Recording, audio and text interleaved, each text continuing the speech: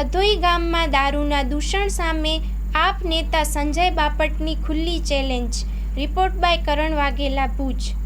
મારા ઘરની મારા મોટા ભાઈની બાજુમાં દારૂનો પોઈન્ટ છે। હું 3-4 વાર રજૂઆત કરી હતી પણ કોઈ ધ્યાન આપતા નથી। હવે તમે તમારી ભલાઈ કરીને પોલીસ ગમે એ હોય એને કાલ બંધ થઈ જવું પડે બધો પોઈન્ટ। આધોઈ ગામમાં રામદેવ પીરવાસ કેટલા અંદાજિત ચારે કોર પોઈન્ટ છે, ચારે બાજુ ગામ જ્યાં તમે રસ્તે જાઓ હું દારૂ વેચતા હોય માણસો। ટોટલ સમજી લ્યો ને 10 થી 15 જણા છે વેચવા વાળા।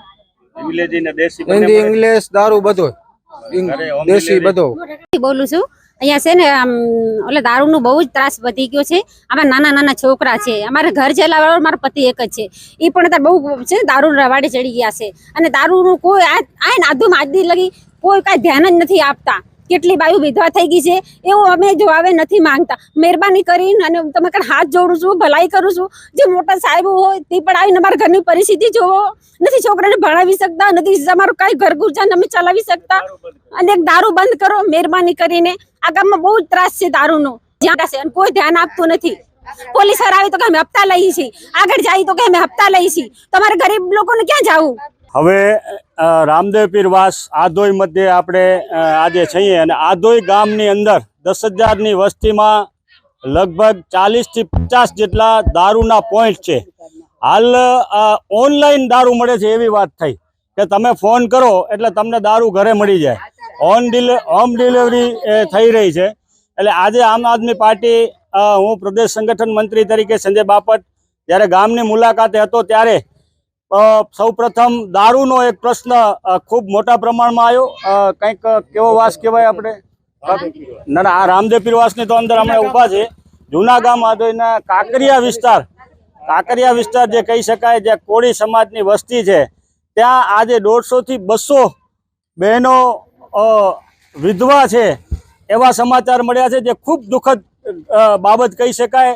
ત્યારે આટલી મોટી વાતો જ્યારે ગૃહમંત્રી આસપાસ ગૃહમંત્રી વાતો કરતા હોય અને તમામ બુટલેગરોને પાસામાં નાખીશું, તડીપાર કરીશું, અલગ અલગ પ્રકારની જ્યારે વાતો કરતા હોય ત્યારે આ 10,000 ગામની વસ્તી જે ગામની અંદર છે ત્યાં 40 થી 50 જો પોઈન્ટ દેશી અને અંગ્રેજીના હોય।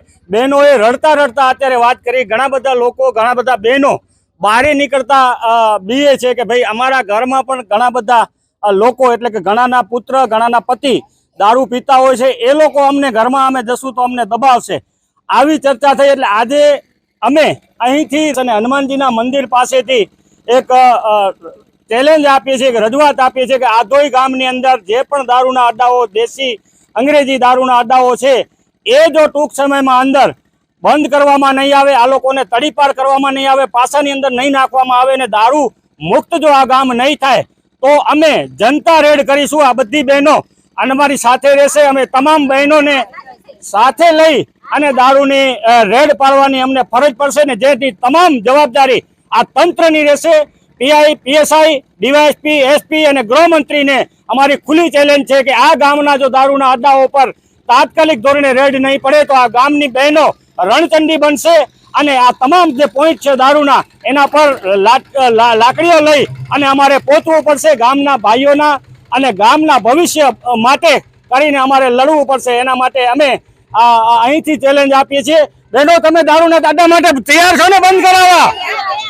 આ એકી અવાજે ગામની જે 10,000ની વસ્તી છે એમાંથી રામદેવ પીરવાસની બહેનોની આ ગુંજ છે, કાંકરિયા જે વાસ છે ત્યાંની બહેનોની પણ ગુંજ અને આધોઈના તમામ ખૂણે ઘરેથી બહેનોની ગુંજ હવે ઉઠવાની છે, નીકળવાની છે।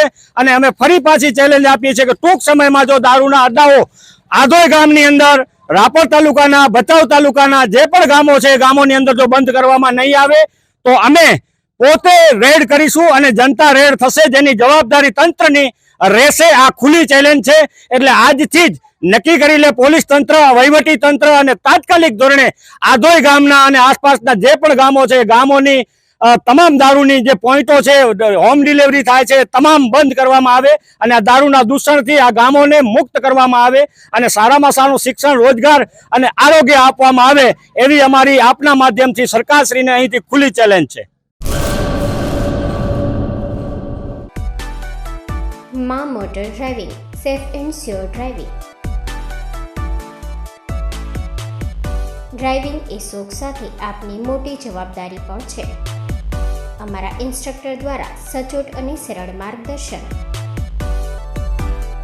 આપની રોજની તાલીમની માહિતી મેળવીને શું અધુરાશ છે એના ઉપર પૂરું ફોકસ કરાય છે.